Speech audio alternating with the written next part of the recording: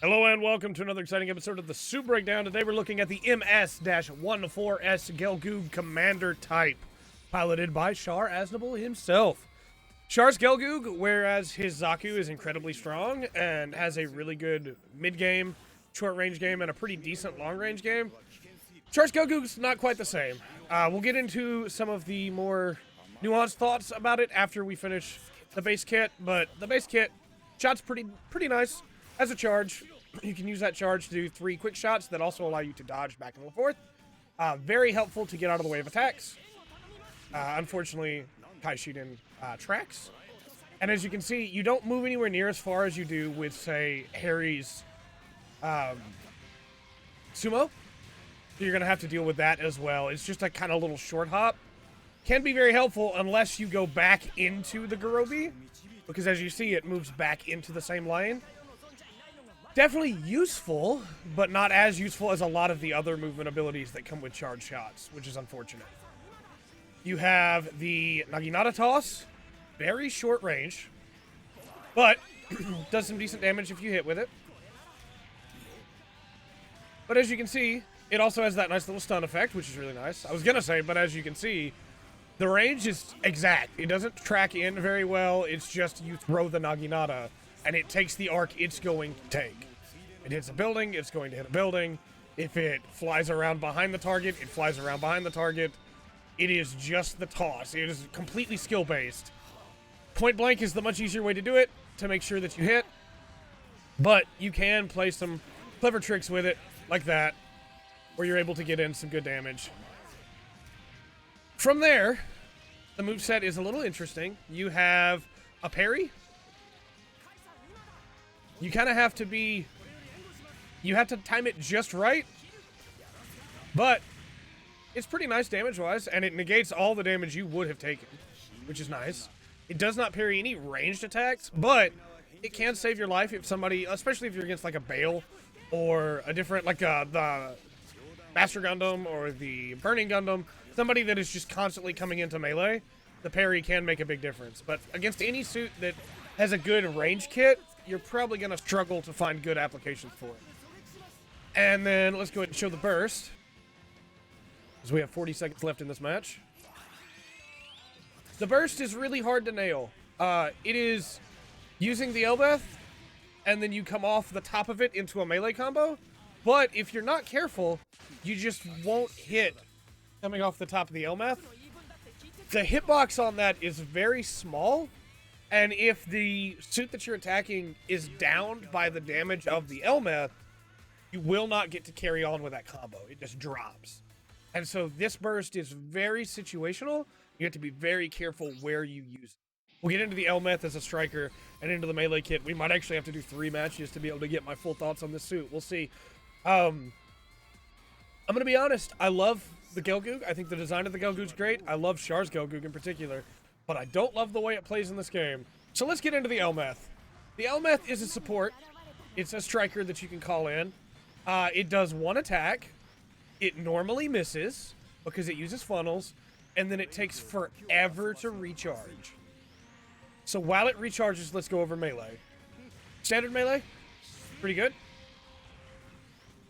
Charging forward melee has an extremely short range, but if you can hit with it, it'll go into that nice little animation there, which lets you get some extra damage. Call in the Elbeth again. She hit that time for a little bit of damage. Then you have side melee.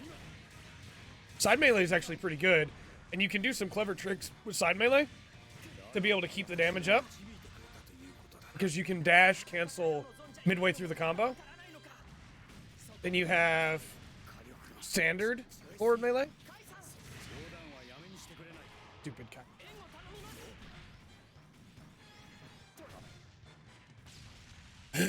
I'm worked up because the Elbeth and how much I don't like this suit in this game. Calling the Elbeth again. Got some good damage that time. Forward melee is the kick. Not too bad. It's, Char's kick. Back melee is the interesting one.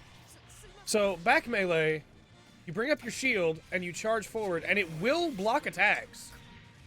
It's actually really interesting in that way. However, it locks you down in place, so you will absolutely get punished if you're against somebody that knows what they're doing. But you can block an attack with it. I should have right-triggered there. And if you hit with it, you can go into a combo where you kick. Calling the Elmeth again. Again, I don't think she does anywhere near enough damage for how long she's out. And there's where an example of we missed completely with it, and so it's just worthless. Because the Elmeth has a huge hitbox, but it needs to hit in the nose of the Elmeth to be effective.